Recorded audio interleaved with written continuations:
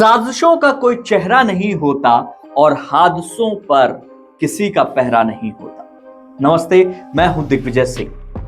नोएडा के पॉश इलाके में एक वीवीआईपी का कत्ल हो जाता है। सुप्रीम कोर्ट की वकील का खौफनाक कत्ल हो जाता है। 5 करोड़ का घर और घर के कमरे में पड़ी है लाश। आज की इस वक्त की सबसे बड़ी और सबसे सनसनीखेज क्राइम की घटना जो मैं आपको बताने जा रहा हूं, उससे पहले आपसे गुजारिश है कि इस चैनल को सब्सक्राइब जरूर कर लीजिए, क्योंकि यहां दिखाई गई हर खबर आपको सतर्क करेगी ताकि आप सुरक्षित रह सकें। नोएडा का पॉश इलाका सेक्टर 30, यहां सिर्फ आपको कोठियां दिखेंगी। कभी घूम के जाइए आप। मतलब पैसा है तो कैसा है, ये यहां घर देखकर पता चलता है। यहीं पर रहती थी रेणु सिन्हा। उनके पति नितिन सिन्हा साथ में रहते थे और एक बड़े से सरकारी पद से वीआरएस ले चुके थे। आराम तलब की जिंदगी जी रहे थे। मियां बीवी का एक बेटा भी है जो अमेरिका में रहता है। रेणु सुप्रीम कोर्ट में वकील थी और मूलतः बिहार के पटना की रहने वाली थी। रेणु को कैंसर भी था, लिहाजा परिवार का हर सदस्य उनको गाहे बगाहे कॉल कर लेता था ताकि उनका हालचाल मिलता रहे। पति नितिन के साथ रेणु का ठीक ठाक ही था। मतलब दोनों में काफी वैचारिक मतभेद थे, इसलिए एक ही बंगले में रहते थे, फिर भी अलग अलग। एक दिन रेणु के भाई ने फोन किया और रेणु ने फोन नहीं उठाया। यह अभी 24 घंटे पहले की बात। 10 बार कॉल की, फोन नहीं उठा। जीजा जी को कॉल किया, फोन नहीं उठा। उन्हें अपनी बहन की ऑब्वियसली चिंता होगी, पुलिस को जानकारी दी। सेक्टर 20 की पुलिस मौके पर पहुंची तो घर का दरवाजा बंद था, नहीं खुला।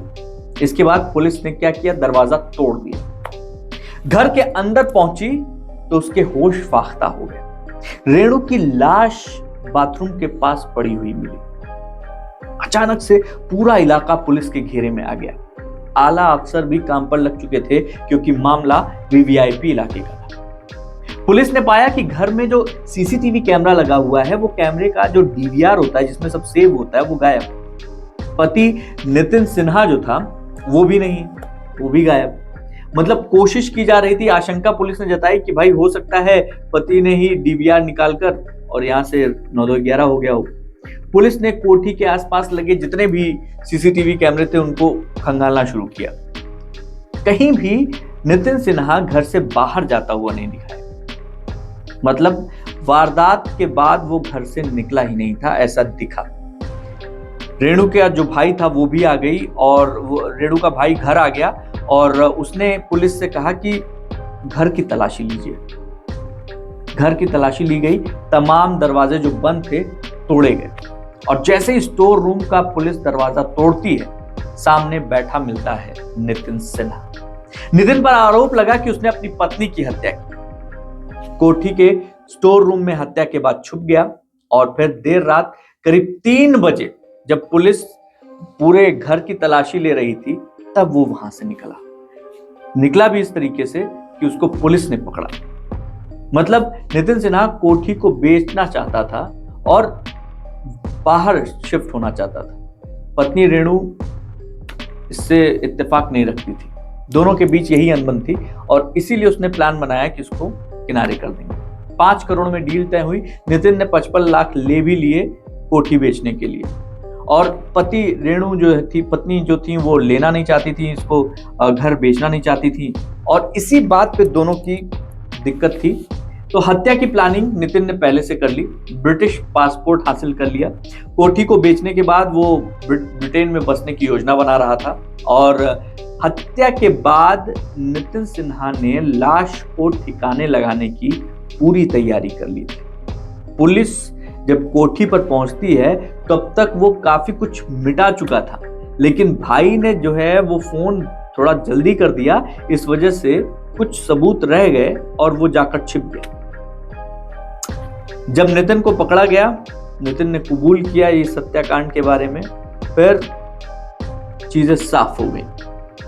पूरी जिंदगी शानदार अफसर बनकर जीने वाला नितिन सिन्हा अब बुढ़ापा जेल में काटेगा।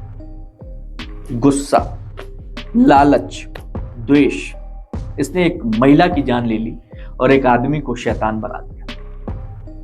अगर आपको गुस्सा आ रहा है किसी के ऊपर भी, तो आप वॉक पे निकल जाइए, थोड़ा गाना सुन लीजिए, जिससे नाराज हैं उसके पास से दूर चले जाइए। यकीन मानिए आपके लिए बहुत फायदेमंद होगा। यह घटना न सिर्फ हमको सतर्क करती है, चेताती है, बल्कि आपको आगाह भी करती है कि गुस्से में सबसे ज्यादा नुकसान आप अपना ही करते हैं। नितिन सिन्हा अब पछता रहे होंगे, लेकिन अब पछताने से कुछ नहीं बदलने वाला। जो होना था उन्होंने कर दिया और सोच समझ कर किया है। तो आज इतना ही, लेकिन क्राइम की इस तरीके की सच्ची घटनाओं को जानने, देखने और सुनने के लिए आप खुल के ऐप जरूर डाउनलोड कीजिएगा। सावधान रहिए, सतर्क रहिए। जय हिंद।